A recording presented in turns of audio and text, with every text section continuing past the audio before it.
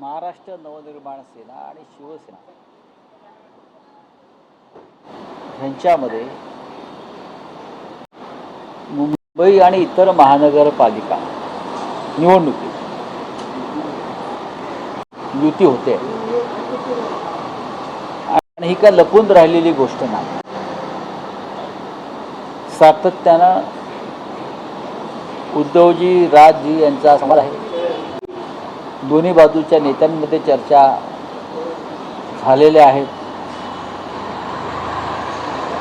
आणि आजपासून निवडणुकीची प्रक्रिया सुरू झाली. तुम्हाला माहिती आहे की आजपासून नॉमिनेशन अर्ज भरण्याची. त्याच्यामुळे इतकी महत्त्वाची युती ही घोषणा करून जाहीर करणं गरजेचं आहे, सगळ्यांना माहिती आहे. उद्या दुपारी साधारण 12 वाजता तुम्हाला स्थळ कळवलं जाईल. उद्या दुपारी 12 वाजता शिवसेना पक्षप्रमुख उद्धव ठाकरे आणि महाराष्ट्र नवनिर्माण सेनेचे अध्यक्ष राज ठाकरे साहेब हे एकत्रितपणे आपल्याशी संवाद साधतील या विषयावरती आणि बोलतील. 12-12:30च्या दरम्यान ही घोषणा होईल. त्याच्यामध्ये आता लपून ठेवण्यासारखं काही नाही. काल रात्री जवळजवळ जागा वाटपासंदर्भात ज्या प्रक्रिया पूर्ण करायच्या असतात त्या झालेल्या आहेत.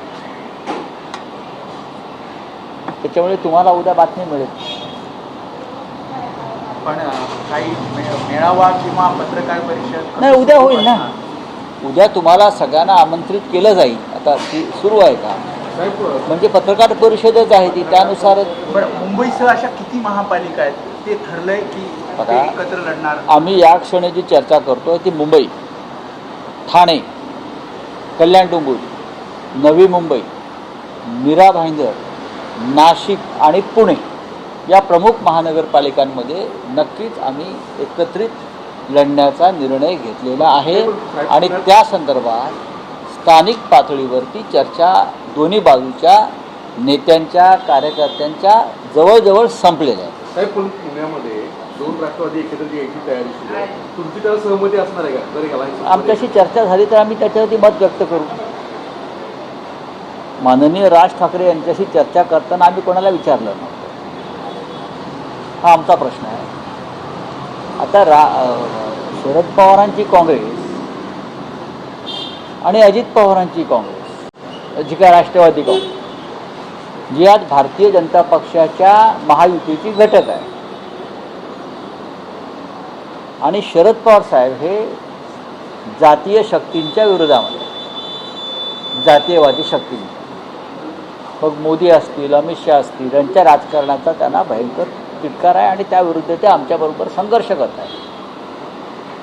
मोदी आणि शहा हे लोकशाहीचे मारेकरी आहेत असं पवार साहेबांचं म्हणणं आहे. या देशात लोकशाही राहिलेली नाही आणि ती या 2 नेत्यांमुळे, असं एकंदरीत मला पवार साहेबांची भूमिका कायम दिसलेली आहे. आणि देशाच्या संविधानाच्या रक्षणासाठी जे आम्ही एकत्र आलो त्यात माननीय शरद पवार हे महत्त्वाचे आमचे मार्गदर्शक आहेत. आणि संविधानाच्या मारेकऱ्यांच्या गटामध्ये अजित पवार आहे. अजित पवार आहेत जातीयवादी शक्तींबरोबर काम करत आहेत.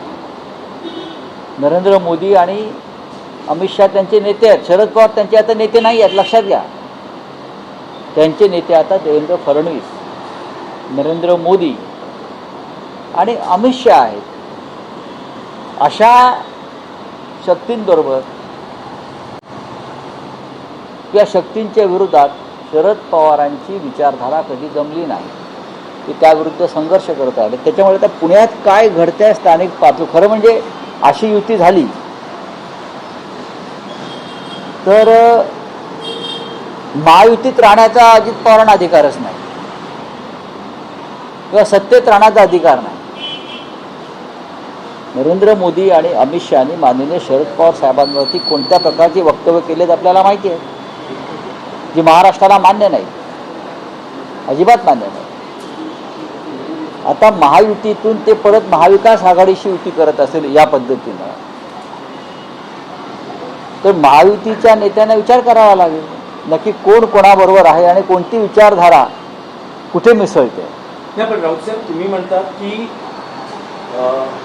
महायुती समजा विचार करावा लागेल, त्यांना महायुतीत राहण्याचा अधिकार नाही, तर तोच मुद्दा शरद पवारांच्या बाबतीतही लागू होतो ना.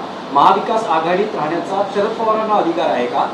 कारण तेही अजित पवारांशी युती करतात. नाही, आणि मुळात तुम्ही पण हा. जाणार आहात का आणि हा. मुद्दा उपस्थित आम्ही जाणार नाही. आम्ही जाणार नाही. पुण्यामध्ये शिवसेना आणि मनसे हे एकत्र लढतील. काँग्रेस आमच्याबरोबर येणार असेल तर आम्ही नक्की त्यांच्याबरोबर चर्चा करू. आतापर्यंत पुण्यामध्ये काँग्रेसची चर्चा झालेली आहे, सुरू आहे. हे पण सांगतो, नाशिकमध्ये काँग्रेसची चर्चा सुरू आहे. मीरा भाईंदर किंवा अशा अन्य ठिकाणी काँग्रेसची चर्चा आमची सुरू आहे. त्याच्यामुळे शिवसेना आणि मनसे ही युती तर होणार आहे.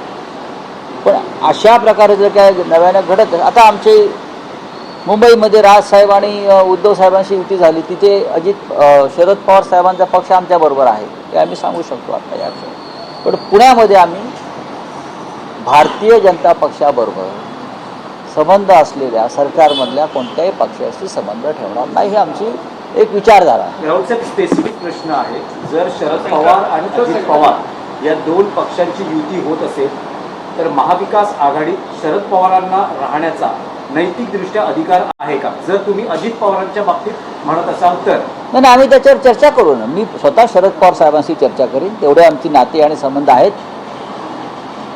फार मोठे नेते आहेत. त्यांनी महाराष्ट्राला दिशा देण्याचं काम केलं आहे, देशाला दिशा देण्याचं काम केलं आहे. असं जर काय घडत असेल, अद्याप घडलंय का तर नाही, आता चर्चा आहे. असं काही घडणार असेल तर नक्कीच काँग्रेस पक्ष असेल किंवा आम्ही सगळे असू, आम्ही नक्की एका भावनेनं त्यांच्याशी चर्चा करू. काँग्रेससोबत तुम्ही कोणकोणत्या महापालिकेत सोबत जाणार आहात नाही, आणि जिथे- मुंबई जिथे- संदर्भात त्यांच्यासोबतची चर्चा थांबली आहे का? मुंबईत त्यांच्याबरोबरच्या चर्चेला आता पूर्णविराम मिळालेला आहे. पण मुंबईच्या बाहेर त्यांच्याने आमच्या बैठका आणि चर्चा स्थानिक पातळीवर सुरू आहे. राऊत साहेब, उद्या जी घोषणा होते आहे, राज ठाकरे उद्धव ठाकरे यांच्यासोबत काही घटक पक्ष म्हणजे एनसीपी, तुम्ही म्हणाल तर आजपासून त्यांच्यावर बोलणी होत आहे, तर एनसीपी शरद पवार हेही या व्यासपीठावर असतील का?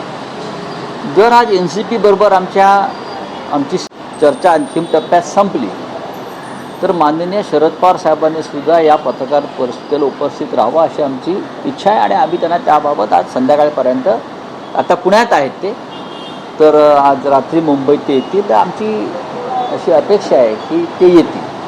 आम्ही त्यांना निमंत्रण देऊ आणि 100% ते येतील. जागा वाटप फायनल झालंय? नक्की. ठरलं आहे का? फायनल नाही, त्याशिवाय का युतीची घोषणा होणार आहे?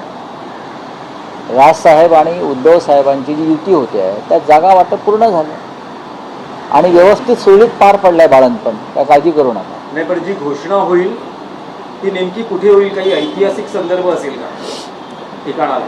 तो ऐतिहासिक संदर्भ आहे, जागा कळवतो. सर, एक पुण्यातलं पण